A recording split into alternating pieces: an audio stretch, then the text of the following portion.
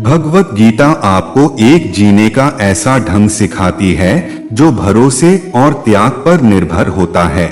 जब तक आपको किसी चीज पर भरोसा नहीं होगा आप उसको हासिल नहीं कर सकते, और जब तक आप प्यार नहीं करेंगे तब तक आपको कुछ हासिल नहीं होगा। भरोसे और त्याग से ही आपको सब कुछ हासिल हो सकता है। गीता में श्री कृष्ण ने अर्जुन को यह बता कि वह भगवान विष्णु के अवतार हैं। भगवत गीता में बताया है जीवन का अर्थ क्या है। जीवन का अर्थ जानना है तो पहले खुद से पूछो कि तुम्हारा कर्तव्य क्या है। जो तुम्हारा कर्तव्य है उसे अपने पूरे दिल से निभाओ। नंबर 1, सब मैं हूँ, मैं ही सबकी शुरुआत हूँ। मैं शुरू से भी पहले था और सब खत्म होने के बाद भी रहूंगा। सब मुझ में है और मैं सब में हूँ। जो भी तुम देख सकते हो, छू सकते हो, सुन सकते हो या चख सकते हो वो सब मैं हूँ। ये नदियाँ, पहाड़, सूरज, ग्रहण, चांद, सितारे सब मैंने बनाए हैं। मैंने ही भगवान, राक्षस और शैतान बनाए। मैं सर्वव्यापी हूँ। मैं ही ब्रह्मा बनके सब बनाता हूँ और रुद्र बनके सब नष्ट कर देता हूँ। मैं ये सृष्टि यूं ही बनता और तोड़ता रहूंगा ताकि आत्माओं को मौके मिल सके जन्म और मृत्यु से मोक्ष पाने को और हमेशा के लिए परमात्मा के साथ रहने को। नंबर 2, आत्मा अजन्मी है, इसे कोई मार नहीं सकता। भगवान कृष्ण ने अर्जुन को संदेश दिया कि आत्मा को कोई जला नहीं सकता, डूबा नहीं सकता और नहीं काट सकता है, लेकिन आत्मा को परमात्मा के साथ हमेशा रहने के लिए ये परीक्षा रूपी जीवन में बैठना ही पड़ेगा। इस परीक्षा के लिए परमात्मा से बिछड़ के आत्मा को पृथ्वी पर किसी न किसी रूप में जन्म लेना पड़ता है। 88 करोड़ जूनियों को जीने और भोगने के बाद एक आत्मा को मनुष्य का शरीर और दिमाग मिलता है। नंबर 3, धर्म वही है जो धारण किया हुआ है जिसे आपका दिल मानता है। जैसे झूठ नहीं बोलना, चोरी नहीं करनी, भगवान का निरादर नहीं करना, दूसरों को नुकसान नहीं देना। हर आत्मा को अपने जीवन काल में हर समय धर्म का पालन करना होगा और धर्म की रक्षा करनी होगी। नंबर 4, हर आत्मा को अपने अंदर के तामसिक और राजसिक अवगुणों से निकल के सात्विक जीवन में प्रवेश करने के मौके मिलते हैं। हमारे तामसिक गुण वो हैं जो हमारे अंदर हीन भावना पैदा करके हमें खुद को उदास और नुकसान पहुंचाते हैं।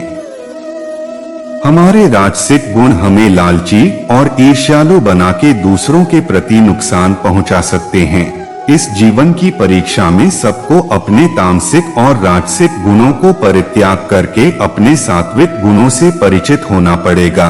सात्विक गुण वो हैं जो आत्मा को अपने आसपास की हर चीज से जोड़ें और उन्हें प्यार करना सिखाएं। नंबर 5, हर मनुष्य के अंदर काम, क्रोध, लोभ, मोह, अहंकार और ईर्ष्या जैसी भावनाएं हमें अपने और दूसरों के प्रति नुकसान पहुंचा सकती हैं। इन भावनाओं को मनुष्य को हमेशा अपने नियंत्रण में रखना होगा, क्योंकि इनके बहाव में किया गया कोई भी काम हमारी जीवन भर की परेशानी का कारण बन सकता है। नंबर 6, हमारी इच्छाएं ही मूल कारण हैं। हमारा पृथ्वी पर वापस आने का इस परीक्षा रूपी जीवन में हर मनुष्य हर समय कुछ इच्छाएं रखता है। कुछ इच्छाएं एक ही जन्म काल में पूरी हो जाती है तो कुछ अधूरी रह जाती हैं और उनको पूरा करने के लिए आत्मा को फिर से पृथ्वी पर आना पड़ता है। अगर हम कोई भी इच्छा न रखें तो हम इस जीवन और मृत्यु से मुक्त हो सकते हैं। नंबर 7, तुम खाली हाथ आए थे और तुम खाली हाथ चले जाओगे। परीक्षा का समय खत्म होते ही आत्मा शरीर और अन्य सब वस्तुओं का त्याग कर देती है। जो भी संसार में रहकर बनाया वो अब किसी और का होगा और आत्मा अपने कर्मों के फैसले के लिए चली जाती है। अपने अच्छे कर्मों के लिए आत्मा कुछ समय के लिए स्वर्ग और बुरे कर्मों के लिए नरक में चली जाती है। हर जन्म में अपने कई जन्मों के हिसाब से हर आत्मा को कभी अच्छे और कभी बुरे हालातों से जाना पड़ता है। लेकिन जब तक आत्मा परमात्मा के साथ योग को नहीं समझ लेती वो मुक्ति नहीं पा सकती। नंबर 8 शिक्षा और ज्ञान उसी को मिलता है जिसमें जिज्ञासा होती है। अगर आप किसी का आदर करते हो और विनम्रता से उससे सवाल पूछते हो तो आपको ज्ञान मिलता है। ज्ञान लेने के लिए सबसे जरूरी है सवाल पूछना। जब तक सवाल नहीं पूछोगे तब तक कोई ज्ञान नहीं देगा। किताबों में लिखी और सुनी बातों पर भी तर्क करना जरूरी है। नंबर 9 सुख दुख का आना और चले जाना सर्दी गर्मी के आने जाने के समान है। खुशी सबकी चाहिए लेकिन पता किसी किसी को है कि खुशी पानी कैसे है। भगवत गीता में लिखा है कि न सुख ज्यादा देर टिकता है और न दुख, ये मौसम की तरह बदलते रहते हैं, इन्हें सहना सीखना चाहिए। नंबर 10 मनुष्य अपने शरीर, दिमाग या दिल से भगवान को पा सकता है। शरीर द्वारा किए कर्मों के माध्यम से परमात्मा को पाने को कर्मयोग कहते हैं। ऐसे कर्म जो परमात्मा की इच्छा से हों और दूसरों के कल्याण के लिए हों। नंबर 11 जो हुआ वह अच्छे के लिए हुआ है। जो हो रहा है वह भी अच्छे के लिए ही हो रहा है और जो होगा वह भी अच्छे के लिए ही होगा। इसलिए आप जिस वजह से उदास हैं उसे भूल जाइए। अगर आपका जॉब इंटरव्यू अच्छा नहीं गया या फिर आपकी रिलेशनशिप अच्छी नहीं चल रही तो ये समझिए ऐसा ही होना लिखा है और ये अच्छे के लिए ही है। ये सब कुछ किसी कारण से ही हो रहा है। आपको भविष्य के बारे में चिंता करने की आवश्यकता नहीं है। नहीं आपको अतीत पर ध्यान देना चाहिए। आपके पास केवल वर्तमान पर नियंत्रण है, इसलिए इसे पूरी तरह से जिए। नंबर 12 कर्म करो, फल की चिंता मत करो। भगवत गीता में कहा गया है कि कर्म करते जाओ लेकिन फल की चिंता कभी मत करो। आज हम केवल पैसे के लिए, बेहतर घर, कार और सुरक्षित भविष्य के लिए काम कर रहे हैं। अगर हमें भविष्य में ऐसा नहीं मिलता तो दुख होना लाजमी है। इसलिए काम करते रहें और बदले में कुछ भी उम्मीद न करें। नंबर 13 जो लोग दिमाग को नियंत्रित नहीं करते वह उनके लिए एक दुश्मन की तरह काम करता है। अपने मन पर नियंत्रण रखना अत्यधिक आवश्यक है। अगर आप अपने मन पर नियंत्रण नहीं करते तो आपका ही मन आपके लिए शत्रु का काम करेगा। नंबर 14 आत्मा न तो पैदा होती है और न ही वह मरती है। भय और चिंता हमारे दो दुश्मन हैं। जब हमारे भीतर एक डर पैदा हो जाता है तो हम कुछ भी हासिल नहीं कर सकते। ये डर हमारे सपनों और महत्वाकांक्षाओं को मारता है। निडर बनिए। निडर व्यक्ति को कोई नहीं रोक सकता। इसी प्रकार मृत्यु का डर भी बेतुका है क्योंकि आत्माएं मरती नहीं।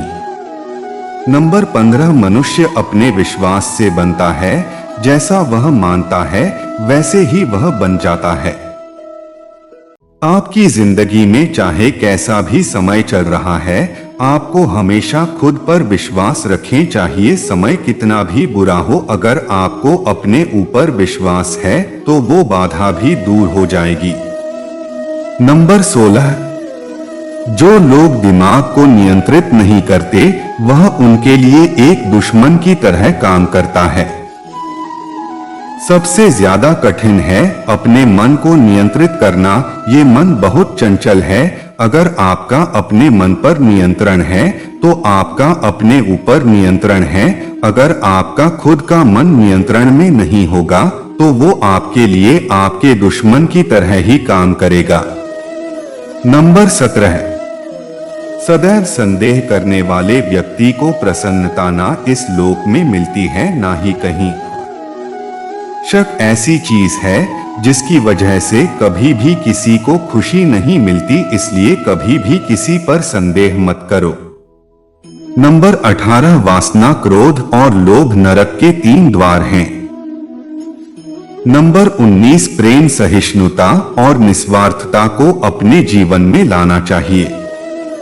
नंबर 20 अपना अनिवार्य कर्तव्य निभाएं, क्योंकि कर्म करना वास्तव में कर्म न करने से बेहतर है। नंबर 21, ये मन ही है जो किसी का मित्र और किसी का शत्रु होता है। नंबर 22, एक महान व्यक्ति द्वारा जो भी कार्य किया जाता है, आम आदमी उसके नक्शे कदम पर चलता है, और जो भी मानक वह अपने कार्य द्वारा निर्धारित करता है, उन्हें सारी दुनिया अपनाती है। नंबर 23, जो पैदा हुआ है उसकी मृत्यु भी निश्चित है। जैसे जो मृत है उनके लिए जन्म इसलिए जिसे बदल नहीं सकते, उसके लिए शोक मत करो। नंबर 24, निस्वार्थ सेवा के माध्यम से आप हमेशा फलदायी रहेंगे और अपनी इच्छाओं की पूर्ति पाएंगे। नंबर 25, जब ध्यान में महारत हासिल होती है तो मन एक हवा रहित स्थान पर दीपक की लौ की तरह अटूट होता है। नंबर 26, हमें अपने लक्ष्य से बाधाओं ने नहीं बल्कि एक ऐसे आसान रास्ते ने रोका है जिस पर कोई लक्ष्य ही नहीं। नंबर 27, जिन्होंने आपके साथ बुरा किया उनको माफ करके और जिनका आपने बुरा किया उनसे माफी मांग के मुक्ति पाई जा सकती है। नंबर 28, जब तक आत्मा इन चारों दरवाजों धर्म, काम, अर्थ और मोक्ष को समझ नहीं लेती तब तक आत्मा को बार बार इस मनुष्य रूप में आना ही पड़ेगा।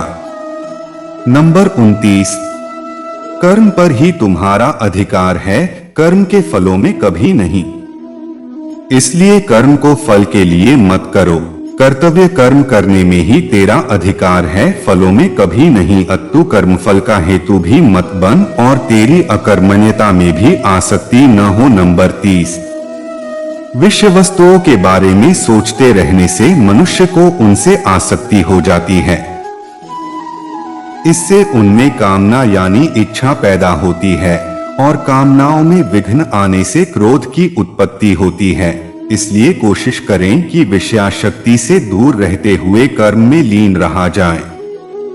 नंबर 31, जब जब धर्म की ग्लानिहानि यानी उसका क्षय होता है और अधर्म में वृद्धि होती है, तब तब मैं श्री कृष्ण धर्म के अभ्युत्थान के लिए।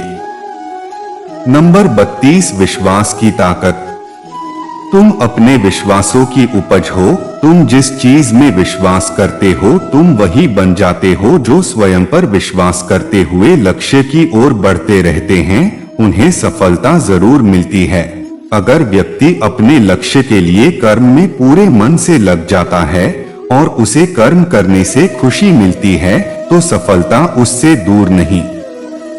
नंबर 33, मृत्यु से भय व्यर्थ है। हर व्यक्ति के मन में मृत्यु का भय होता है। इस संसार का जब से निर्माण हुआ है तब से जन्म मृत्यु का चक्र चलता आ रहा है। यह प्रकृति का नियम है। इस सत्य को स्वीकार करके भयमुक्त होकर आज में जीना चाहिए। किसी को भी आने वाले पल के बारे में कुछ नहीं पता होता, लेकिन इस संशय में भयभीत रहने से जीवन नहीं जिया जा सकता। नंबर 34, कर्म सबसे ऊपर आता है। श्री कृष्ण अर्जुन से कहते हैं कि व्यक्ति कर्म करने के लिए ही पैदा हुआ है और बिना कर्म किए कोई रह नहीं सकता। फल की चिंता करना व्यर्थ है, क्योंकि इससे मनुष्य का मन काम से भटकने लगता है। किसी कर्म से सफलता नहीं मिलती तो क्या हुआ, असफलता भी ज्ञान के द्वार खोलती है। नंबर 35, अगर बिना फल की चिंता किए कर्म करते रहोगे तो सफलता और मन की शांति जीवन भर तुम्हारा साथ नहीं छोड़ेगी। जो कर्म फल से विरक्त होकर कर्म करता जाता है उसका आध्यात्मिक ज्ञान बढ़ता जाता है। नंबर 36, हमेशा स्वार्थी होना गलत है। जो व्यक्ति हमेशा स्वार्थ प्रेरित होकर फल की चिंता करते हुए कर्म करते हैं और सिर्फ फल ही उन्हें कर्म करने को प्रेरित करता है, ऐसे लोग दुखी और बेचैन रहते हैं, क्योंकि उनका दिमाग हमेशा इसी उलझन में फंसा रहता है कि उन्हें क्या फल मिलेगा। स्वार्थी व्यक्ति सुखी नहीं रह पाता और ऐसे व्यक्ति से कोई भी संबंध नहीं बनाना चाहता, इसलिए स्वार्थ से ऊपर उठें और दूसरों का हित भी सोचें। नंबर 38, क्रोध से सबका नुकसान होता है। क्रोध या गुस्सा करना व्यक्ति के दिमाग में उथल पुथल पैदा कर देता है। आवेश में विवेकहीन होकर कई बार व्यक्ति अपना ही नुकसान कर बैठता है या फिर अपनी ही मानसिक शांति को भंग करके खुद को कष्ट देता है। क्रोध की अग्नि में बुद्धि और तर्क नष्ट हो जाते हैं और व्यक्ति बिना विचार किए बस अपने अहम की तुष्टि करने वाले काम करता है। गुस्सा व्यक्ति की विचार शक्ति को पंगु बना देता है और भ्रम पैदा करता है। नंबर 39, मन पर कंट्रोल जरूरी क्यों है। मन का स्वभाव है कि ये आसानी से भटक जाता है। अगर जीवन को सफलता की दिशा में ले जाना है तो मन को काबू करना बहुत जरूरी है। श्री कृष्ण कहते हैं कि बार बार प्रयास करने से धीरे धीरे चंचल मन को वश में किया जा सकता है। मन को वश में करने से दिमाग की शक्ति केंद्रित होती है, जिससे कार्यों में सफलता मिलने लगती है। अगर मन को वश में नहीं करोगे तो ये आपका सबसे बड़ा शत्रु बन जाता है। नंबर 40, भगवानों में कोई छोटा बड़ा नहीं। इस संसार में ईश्वर कई रूपों में जाना जाता है। इनमें से कोई भी रूप बड़ा छोटा नहीं है। परमात्मा का हर रूप समान है। जैसे हर नदी अंत में सागर में जाकर मिलती है, वैसे ही हर धर्म, मत और संप्रदाय की धाराएं परमात्मा रूपी समुद्र में समा जाती हैं। यह संसार परमपिता का ही स्वरूप है, वो हर कण में विद्यमान है। नंबर 41, भगवान श्री कृष्ण उपदेश देते हैं कि हर व्यक्ति को अपने कर्तव्य का पालन करना चाहिए, यही धर्म है। अगर अपने कर्तव्य का पालन नहीं किया जाता है तो मन में अशांति और दुख प्राप्त होता है। अपनी पसंद नापसंद, मोह बैर को किनारे रखकर अपना कर्तव्य करो। किसी अन्य व्यक्ति का कर्म आपको कितना भी आकर्षित करे, उसके प्रलोभन में न आए। कष्ट में रहते हुए भी अपना कर्म करना दूसरे की नकल करने से श्रेष्ठ है। नंबर 42, ध्यान करने से परमात्मा को अनुभव किया जा सकता है।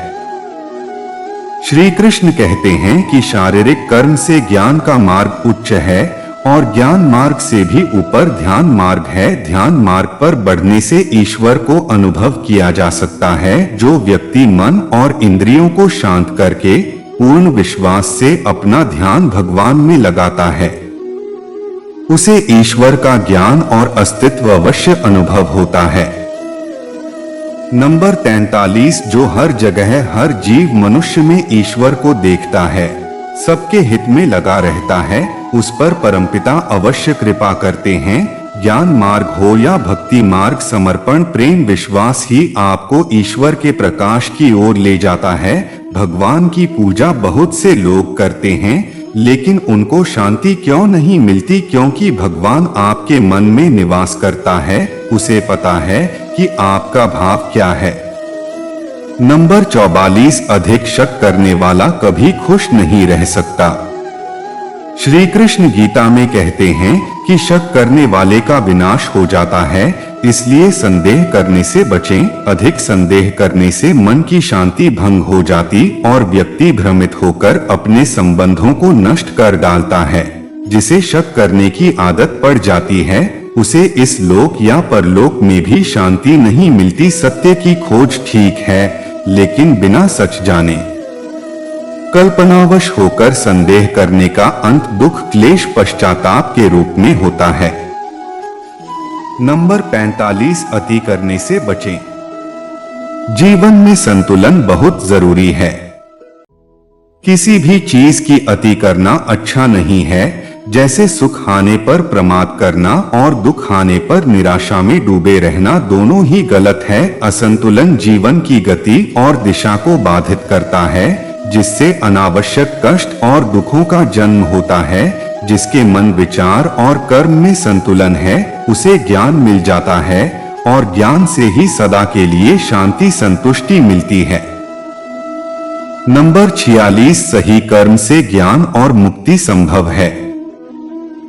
गीता के उपदेशों में कर्मयोग का सिद्धांत कहता है कि संसार से विरक्त होना ही मुक्ति का उपाय नहीं है। संसार में रहकर एक गृहस्थ अपने कर्मों का पालन करते हुए कर्मफल से विरक्त होकर मुक्ति प्राप्त कर सकता है। सही विचार और उचित कर्म भी आसक्ति को खत्म करने में सक्षम है। अच्छे कर्म कभी व्यर्थ नहीं जाते, चाहे ये दुनिया हो या परलोक।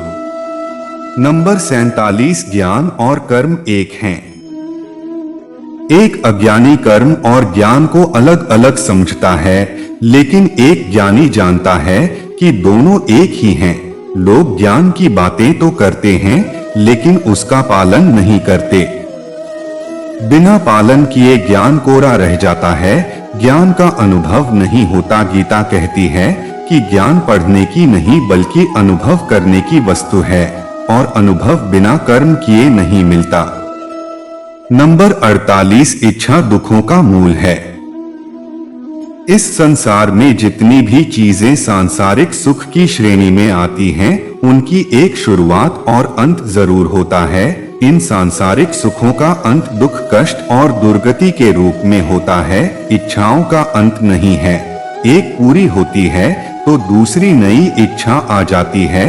हर इच्छा से प्रेरित होकर कर्म करना गलत है, क्योंकि ऐसे तो अनुचित कार्य भी होंगे। इच्छाओं से विचलित न हो, उन्हें एक विरक्त दर्शक बनकर देखो और वे चली जाएंगी। नंबर 49 भगवान ही सबसे बड़ा सहारा है। परमपिता ही एकमात्र हमारे आधार है और अपने हैं। इस संसार में कोई भी अकेला नहीं है। ईश्वर में विश्वास रखते हुए जो मनुष्य कर्म पथ पर बढ़ता जाता है, वो सदा शांति, सुख और मुक्ति पाता है। भूत और भविष्य की चिंता करना व्यर्थ है। वर्तमान ही सत्य है। जो भी पूर्ण समर्पण से ईश्वर की शरण में आता है, परमात्मा उसका कल्याण अवश्य करते हैं। नंबर 50 जो मुझसे प्रेम करते हैं और मुझसे जुड़े हैं, मैं उन्हें हमेशा ज्ञान देता हूँ। इसमें कोई शक नहीं है कि जो भी व्यक्ति मुझे याद करते हुए मृत्यु को प्राप्त होता है, वह मेरे धाम को प्राप्त होता है। नंबर 51 तुम उस चीज के लिए शोक करते हो जो शोक करने के लायक नहीं है। एक बुद्धिमान व्यक्ति न ही जीवित और न ही मृत व्यक्ति के लिए शोक करता है।